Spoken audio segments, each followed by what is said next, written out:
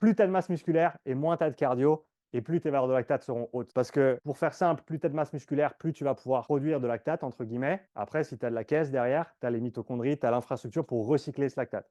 Mais encore une fois, si tu as beaucoup de masse musculaire et un tout petit cardio, ben, tes valeurs de lactate vont être très très hautes, tout simplement parce que tu ne peux pas en réutiliser beaucoup. Si tu veux comprendre ce qui se passe avec le lactate à basse, moyenne et haute intensité, je t'explique tout dans cette courte vidéo. Et si tu n'en as pas encore profité, je t'invite à rejoindre ma formation gratuite sur les zones d'entraînement suivie par déjà plus de 3000 élèves, lien dans la description. Mais on va commencer avec le lactate. Au niveau de la basse intensité, si on prend une courbe de lactate ici sur l'échelle de l'intensité, à basse intensité, on va avoir des valeurs qui sont minimales et qui sont stables.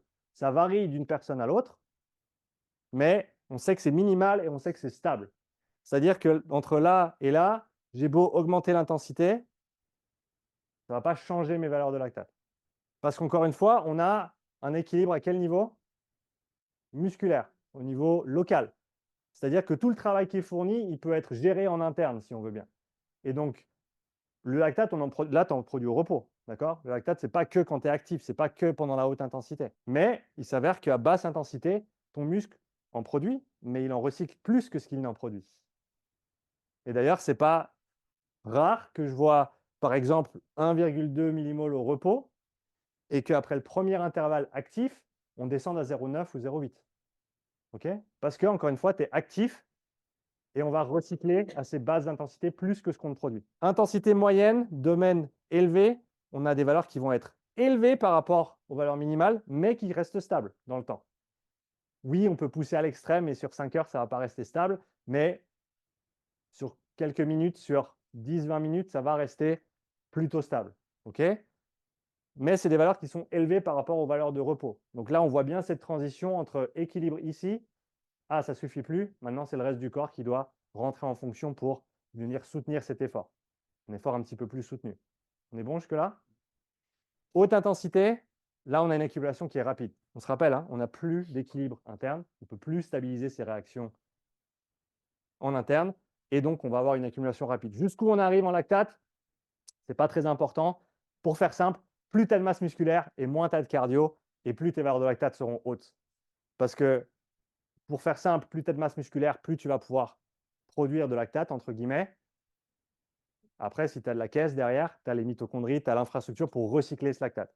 Mais encore une fois, si tu as beaucoup de masse musculaire et un tout petit cardio, ben, tes valeurs de lactate vont être très très hautes, tout simplement parce que tu ne peux pas en réutiliser beaucoup. Et à très haute intensité, là, on a une accumulation qui va être très très rapide. Encore une fois, combien de millimoles tu mesures à la fin d'un effort va complètement dépendre de la personne, de l'intervalle ou de l'effort, etc. De manière plus concrète, sur un test d'effort, comme je l'ai fait passer, donc là, on est sur du 4 minutes de travail, 1 minute de repos. Là, tu as les paliers en kilomètres/heure pour cette coureuse, Sarah. Et on peut voir les 3 réactions distinctes. Basse intensité, ça reste stable mais bas. Intensité moyenne, haute intensité. Et on a les seuils, les points de transition au niveau du lactate, ici et là. Il y a différentes fonctions, différentes formules pour déterminer ça sur une courbe de la sorte, mais pour faire simple, on a ces 3 domaines d'intensité ici. Ce qui est intéressant, et ça je l'ai fait pas plus tard que la semaine dernière, on voit les mêmes réactions sur un test isolé au niveau du système respiratoire. On en parle avec Sylvain au téléphone, comme quoi, d'après les bouquins, les principes de physio et d'endurance ne s'appliquent que lorsque tu recrutes 60% de ta masse musculaire ou plus. Eh ben, il s'avère qu'en recrutant ton diaphragme, tes intercostaux, toute ta paroi abdominale et tout autre muscle accessoire de respiration, eh ben, on a ces mêmes tendances. Elles sont peut-être un petit peu moins claires, mais tu vois qu'entre les valeurs de repos et les valeurs actives ici, ça reste plat, voire même ça descend légèrement. Et là, on était en fréquence respiratoire, donc 15 respirations minutes, 20 respirations minutes, et on est monté de 55 jusqu'à 60 respirations minutes. Et ce qui est intéressant, c'est qu'on a ces 3 réactions, ces 2 points de transition. Est-ce qu'on peut appeler ça des seuils? Je ne sais pas, parce qu'à ma connaissance, ça n'a jamais été étudié. D'accord? Mais c'est un projet pilote et il y a des choses intéressantes à voir. Donc, que ce soit au niveau d'un effort corps complet ou même juste sur un effort de notre système respiratoire, on a ces points d'inflexion, on a ces différentes valeurs de lactate dans le sang.